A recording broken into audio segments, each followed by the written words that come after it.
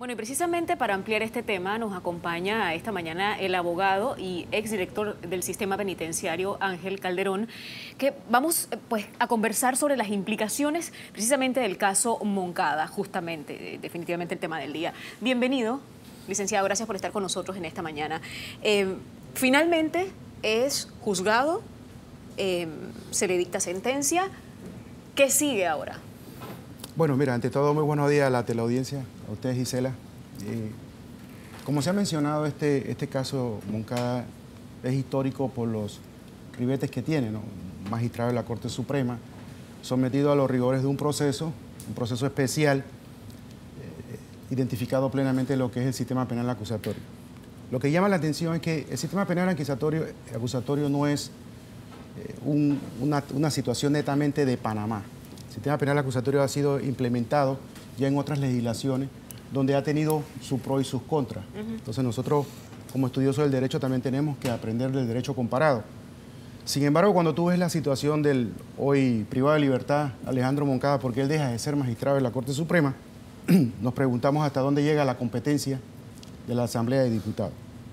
En el derecho penan principios, conceptos, como las fuentes mismas del derecho, en el cual te remite a toda una serie de principios elementales. Entre ellos, cuando hablamos de la competencia, si nosotros nos vamos a lo que es el aspecto constitucional, la Constitución en el artículo 160 establece claramente cuál va a ser la participación de la Asamblea de Diputados para lo que es el juzgamiento de los magistrados de la Corte. En este aspecto, lo que es competencia, si la Constitución dice que son y tendrán la facultad de juzgar, entonces aquí entramos en lo que son los conceptos del derecho. El derecho tiene la fase de instrucción, la fase de juzgamiento y el cumplimiento de la pena, la ejecución de la pena. El proceso no termina con la sentencia, la ejecución de la pena es la finalización del proceso. En este momento él está en el paso de la sentencia. En el proceso de la ejecución de la pena y en el sistema... Porque ya fue trasladado. Ya fue condenado. Okay. Ya él fue condenado, ya él fue juzgado. Y es la facultad que la Constitución le da a los diputados, juzgar. En el sistema penal acusatorio, cuando nosotros hablamos de la ejecución de la pena, se ha establecido un juez, que es el juez de cumplimiento. Que ese es el paso a seguir, exacto, entonces. Este es el juez que ahora le compete atender la situación de Alejandro Moncada en el cumplimiento de la pena. Y el artículo 49 de la norma que estamos citando establece cuáles son las funciones o la competencia del juez de cumplimiento. Mire, tiene cinco numerales que conllevan al cumplimiento de él. Usted me va a decir que ahora la Asamblea, si ponen un diputado a fungir como juez de cumplimiento en atención a la norma constitucional, nosotros podemos caer en una inconstitucionalidad. Porque según la Constitución debe ser un juez que nombre la Corte.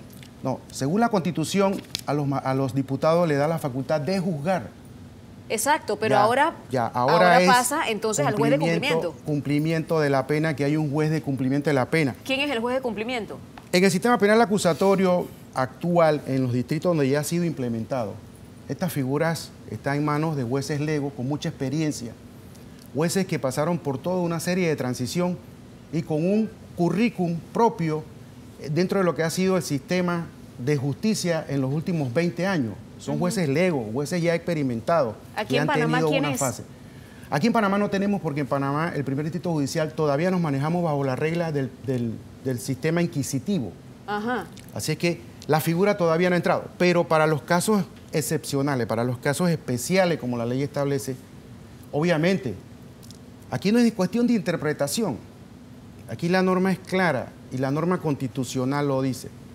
La Asamblea de Diputados solamente juzgará. Nosotros ya estamos en la última etapa del proceso, que es la ejecución de la pena. Compete entonces que el órgano nominador, al cual le da la Constitución las facultades para que en nombre y representación de la República administre justicia, les compete en consecuencia a ellos nombrar a este juez de cumplimiento. Porque ya al criterio, no al criterio de Ángel Calderón, lo que dice la normativa ya una instancia. Del sistema penal acusatorio. Exacto, ya una instancia, como lo fue en su momento, la Corte ya dejó de tener competencia. Y aquí hay principios claros que todos los abogados conocemos, como lo son la jurisdicción y la competencia. Porque muchas veces se puede tener jurisdicción, pero no se tiene competencia. Entonces, a ver si entendemos. El seguimiento de la pena, del cumplimiento de la pena del hoy privado de libertad, Alejandro Moncada Luna, ya no le compete entonces a la Asamblea Nacional de Diputados. Por mandato constitucional y de acuerdo a lo que dice la Constitución, no debe ser competencia ya de la sino directamente a un juez de cumplimiento. Sin embargo, este juez de cumplimiento en este momento no existe. No, en este distrito no, pero esa es una situación que debe atender el órgano competente para este fin, que en este caso es la Corte, es el órgano judicial. El órgano judicial, entonces la Corte Suprema de Justicia debe nombrar a este juez de cumplimiento. Correcto, debe nombrarlo porque hay otros casos más que se están ventilando bajo esta corriente y vale aclarar que si ya estamos en esta fase y se están implementando estos procesos, entonces terminemos de cumplir la fase nombrando al juez de cumplimiento. ¿Es de su conocimiento si se ha dado algún avance en algún momento o se ha hablado de algunos nombres para ocupar este cargo de juez de cumplimiento? No, mira, lo que yo he escuchado en los medios es colegas decir que la Asamblea de Diputados es quien debiera nombrarlo, cosa que nosotros nos remitimos como estudiosos del derecho a lo que dice la Constitución. Sería inconstitucional entonces. Pudiera caer en un vicio, pudiera caer en una inconstitucionalidad. Ahora, en el mientras tanto, que no existe este juez de cumplimiento, ¿quién se encarga del cumplimiento de la pena, el seguimiento de ese cumplimiento de pena de Alejandro Moncada Luna? Esa es la parte que tenemos que acelerar. ¿Hay un bache entonces? Puede haber un vacío en este momento porque la Asamblea en principio y por norma no puede nombrarlo. No debe nombrarlo porque la Constitución es clara. Y si ellos se quieren arriesgar a someterse a lo que es el rigor de un recurso de inconstitucionalidad, bueno, entonces, como hablábamos de las fuentes del derecho, la jurisprudencia es una fuente del derecho. Vamos a ver qué diría nuestra máxima corporación de justicia ante un recurso de inconstitucionalidad por el nombramiento de una persona en un puesto que no corresponda en atención al mandato constitucional. Porque nosotros estamos hablando de un sistema penal acusatorio, como lo dijo uno de los colegas, que recientemente vi un comentario de él. Aquí la niña, aquí la víctima, dentro de todo esto que se está haciendo es el sistema penal acusatorio, que tiene en los circuitos judiciales donde ha sido implementado, ha tenido sus beneficios. Nosotros podemos jactarnos y decir que participamos en lo que fue la implementación del sistema penal acusatorio. Durante su gestión como director del sistema penitenciario. Tanto como fiscal auxiliar de la República como director del sistema penitenciario. Nos tocó dar y participar directamente en la implementación de esos sistemas en los circuitos judiciales. El primer circuito judicial donde se implementó fue en Coclé. Posteriormente Herrera Los Santos y estaba a un paso de dar a Chiriquí. Pero lo que te quiero decir, tuvo sus altos y bajas en los cuales se hicieron las correcciones correspondientes y hoy día tenemos un sistema penal acusatorio funcionando al 99% en estas provincias. ¿Pudiéramos decir entonces que en Panamá, quizás dándole un poquito el beneficio de la duda, se trate de algo de desconocimiento? En Panamá por parte, yo no diría que de desconocimiento, porque dentro de esas ¿Falta de experiencia? Tampoco. Dentro de esas magistradas, diputadas, hay dos muy reconocidas dentro de lo que es el mundo jurídico y que tienen amplia experiencia en estos temas. De la diputada Levy no puede decir mucho, una persona nueva, no se le conoce mayores detalles de ella, excepto que hoy día es una diputada, dice ser abogada, fungió como presidenta de la Asamblea de Diputados en este proceso, pero las dos que estaban a los flancos de ella conocen perfectamente bien el derecho y tienen muchos años de experiencia. Entonces, este es un tema que no podemos tomar a la ligera. Porque mire, usted va a poner en el hipotético caso que nos fuéramos a un juez de cumplimiento por parte de la Asamblea. Cuando ya vemos que el artículo 160 de la Constitución de la República establece claramente cuáles son las funciones y la competencia de la Asamblea. ¿Verdad? Entonces, son 5 numerales. La ejecución de las penas y de las medidas de seguridad son las competencias del juez de cumplimiento. el cumplimiento, el control, la supervisión para que sea efectivo el régimen impuesto en los procesos suspendidos a prueba, la suspensión condicional de la ejecución de la pena y de cualquier subrogado penal, el proceso de rehabilitación en los supuestos de interdicción, las cuestiones que se susciten durante la ejecución de la pena y las medidas de seguridad, velando que se respeten los derechos fundamentales del sancionado y no se restrinja más allá de lo establecido en la sentencia, y resolver sobre la aplicación de los programas y avances del proceso de resocialización. Este proceso... Ese es el papel del juez de cumplimiento que en este momento no existe. No existe. Este es un vacío legal que pudiese ser aprovechado por la defensa de Alejandro Moncada Luna y utilizarlo como un recurso. Bueno, pudiera la defensa, no sé, no soy la defensa de Alejandro Moncada, pudiera ¿Pero es una posibilidad? Sí, pudiera ensayar algún tipo de acciones, porque es conocido, y de la lectura que se hizo en el hemiciclo parlamentario ayer, donde se estaba llevando a cabo la audiencia, se leyó el informe del Instituto de Medicina Legal. Yo escuché esa lectura y en atención a la experiencia que nosotros mantenemos en estos temas, te puedo decir que no están hablando de una persona que está 100% sana, están hablando de una persona que ya está presentando dolencias o está presentando problemas de salud. Entonces, si tú requieres, si el juez de cumplimiento tiene todas estas funciones y tú requieres un pronunciamiento, aquí es donde viene lo bueno. En el sistema penal acusatorio, cada vez que tú hagas una solicitud al juez, eso tiene que surtirse mediante una audiencia. Esto no es que el juez solo en un escritorio decide si la da o no la da. No, esto se surte bajo las reglas de una audiencia. Sí, pero la audiencia ¿frente a quién se va a hacer si no existe el juez? Bueno, ahí es donde está la pregunta. Por eso es que debe actuar inmediatamente el órgano judicial y designar al juez de cumplimiento para la ejecución de la pena, no solamente en el caso de Alejandro Moncada, sino en los otros casos que están ventilándose, porque no podemos seguir a que vamos a esperar que suceda para que actuemos. Si esto ya se veía venir, para nadie es un secreto, ya esto se conocía. Entonces, ¿por qué tenemos que esperar que sucedan las cosas para actuar? Si ya esto se veía venir. Cambiando un poco el tema, pero bien tiene usted por qué saber, habiendo sido director del sistema penitenciario. Del sistema penitenciario, se me fue la palabra. Gracias.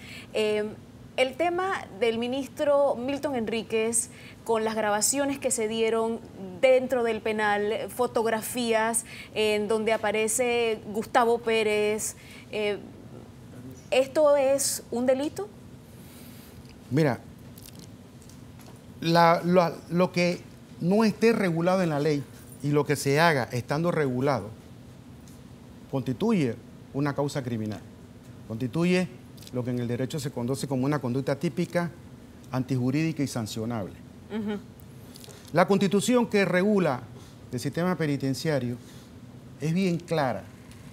Cuando nosotros hablamos de personajes de alto perfil, de ministros, conocedores del derecho, defensores que se han caracterizado por ser defensores de los derechos humanos, raya un poquito en la tolerancia a ver que estas cosas se hagan, que se permita y se acepte haber facilitado herramientas o pruebas o videos en las que se proyecta un privado de libertad en la intimidad de su celda, ¿verdad? Porque basándonos en la norma constitucional, porque vamos a hablar de la Constitución, es bien clara cuando dice que en el sistema penitenciario está prohibido someter a los privados a toda una serie de condicionantes que allí se establecen. Y entre una de esas está la de someterlo a vejámenes y a cualquier acto que degrine su persona. Porque nosotros tenemos que entender que el privado de libertad solamente pierde su libertad. Todos los otros derechos no se le pueden ni se le deben conculcar, porque él solamente perdió el derecho de libertad. O sea que los abogados de estos privados de libertad pudieran entonces pues, poner algún tipo de denuncia al respecto. Por supuesto, porque lo que vimos ahí en una celda, primero que todo, esas cámaras que están ahí no fueron hechas para facilitar lo que allí se recolecte o lo que allí se filme o grabe a medios de comunicación que lo expongan como una herramienta de defensa ante una supuesta falsedad de una condición de salud de las personas. Ese no es el mecanismo dentro del sistema penitenciario para demostrar o probar. En el caso de que los privados de libertad se vayan a una huelga de hambre, ellos tienen el derecho a hacerlo. Bueno, pero hay una fuga de información a la que va a tener que responder entonces el ministro Milton Enríquez. Ya. ¿Quién responde? Competirá en el orden que constituye. ¿Quién es el director del sistema penitenciario? No es Milton Enríquez. El sistema penitenciario tiene un director general. ¿Que sería entonces quien tendría que responder? Cual tendrá que responder por lo que dice la norma. Y si el ministro acepta que ha habido o ha participado en alguna situación que pudiera ser desde el punto de vista censurado penalmente, bueno, ya eso será situación del ventilar. Pero lo que sí yo le digo es que facilitar esas fotografías so pretexto de decir que no, esto es para demostrar que hay una falsedad, que lo que se estaba dando en esta huelga de hambre se estaba tergiversando. Si se te da una huelga de hambre, lo que tú tienes que hacer es garantizarle que los médicos están allí, que los atiendan, que si recaen, los lleves inmediatamente a un centro de salud y le den atención. Se me acaba el tiempo, pero necesito hacerle una última pregunta, 30 segundos. En el tema de la azucarera que se ventila hoy, que están pues ya después de Barro Blanco, ahora viene la azucarera La Victoria, el tema de la seguridad jurídica, hay temores de cierta parte de la población en cuanto a ese tema. Bueno, Su opinión. No es la primera vez que en el Estado panameño, ante la existencia de un gobierno, se hable del temor a la seguridad jurídica. Nosotros pensamos desde la perspectiva como abogados que nosotros no tenemos que temer a la seguridad jurídica, ni debemos preocuparnos, porque para eso existen los organismos y las instancias correspondientes para accionar, que le tocará más adelante al Estado o a otro gobierno hacerse responsable de las actuaciones que hoy se den ante cualquier tipo de acción que ejecuten estas empresas o ejecuten estas personas naturales que se sientan afectados por una acción del Estado. Bueno, más adelante veremos los resultados y veremos en qué va a quedar todo esto. Pero la seguridad jurídica, no está en peligro. Desde el punto de vista del derecho, no está en peligro porque tú tienes las herramientas propias y las instancias para poder acudir. Las instancias en el tema de las contrataciones, en el tema de la seguridad jurídica de las empresas que participan, no se agotan con el derecho criollo o con el derecho patrio. Hay otras instancias, hay otros mecanismos, existen los arbitrajes. Por eso hay que ver en cada uno de esos procesos qué es lo que establece. Ok. ¿Verdad?